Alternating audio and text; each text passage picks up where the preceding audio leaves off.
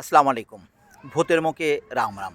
যার বাস্তবতা আজকে আবার দেখলাম যেখানে বাংলাদেশের প্রধান নির্বাচন কমিশনার এবং দলবল তারা একটি লিখিত বক্তব্য নিয়ে এসে জাতির সামনে যে আ না যা প্রকাশ করলেন তাতেই দারুণভাবে প্রকাশিত হলো, প্রমাণিত হলো যে আ ভূতের মুখে রাম রাম এই ব্যাপারটা সত্যিকার অর্থেই একদম প্রমাণিত, সত্য, সিদ্ধ।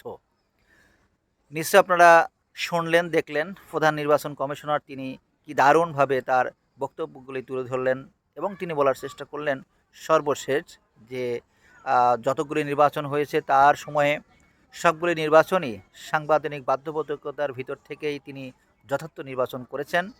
আ আমার প্রশ্ন হচ্ছে এই যে তিনি বারবার কিন্তু সাংবিধানিক বাধ্যবাধকতার কথাই তিনি বারবার বলছেন। তো আমারও কিছু কথা কিন্তু রয়েছে।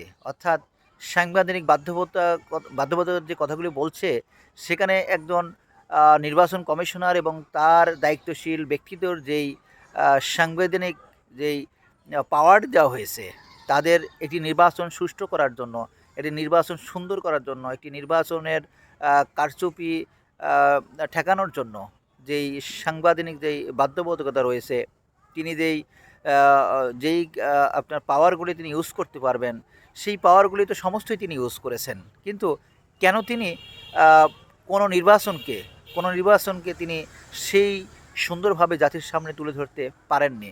আমি সমস্ত কথা বাদই দিলাম। কোন দল নির্বাচনে আসলো বা না আসলো সে সমস্ত কথা বাদই দিলাম।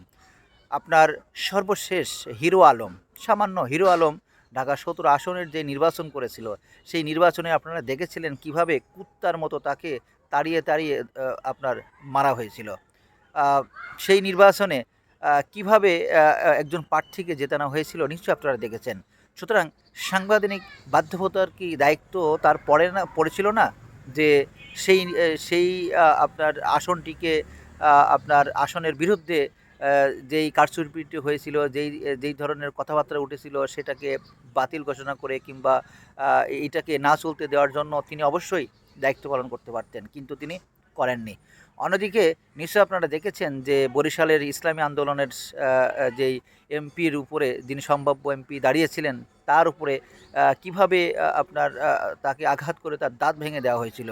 সেদিনও কিন্তু তিনি কি বক্তব্য দিয়েছিলেন নিশ্চয়ই আপনারা দেখেছেন। সুতরাং সাংবিধানিক বাধ্যবাধকতার দিক থেকে তিনি তার যে দায়িত্ব, সেই দায়িত্বটুকু তিনি কখনোই পালন করেননি। সুতরাং এইরকম বহু আপনার অনিয়ম রয়েছে, বহু বাংলাদেশে নির্বাচন করতে গিয়ে তার সময়ে বহু কারচুপি হয়েছে, বহু অনিয়ম হয়েছে, বহু অব্যবস্থাপনা হয়েছে।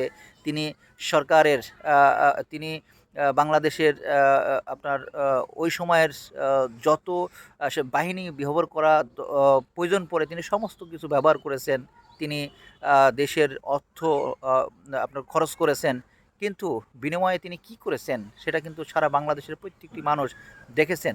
সুতরাং তার যেই নেগলেসি, তার যেই গাফিলতি, তার যেই দলীয় মনোভাব, তার যেই আপনার দায়িত্ব অবহেলার আ যেই হিড়িক আমরা দেখেছি সেখান থেকে অবশ্যই তিনি শাস্তি পাওয়ার যোগ্য। সুতরাং আমাদেরও আ আ আহ্বান, আমাদেরও দাবি যে এই যে গণতন্ত্রকে ধ্বংস, গণতন্ত্র আ আ চর্চা না করা এবং স্বৈরাচার সরকারের দোসর হিসাবে, সহযোগী হিসাবে অবশ্যই তাদেরও আপনার আ আ আ তাদেরও বিশেষ ভূমিকা ছিল।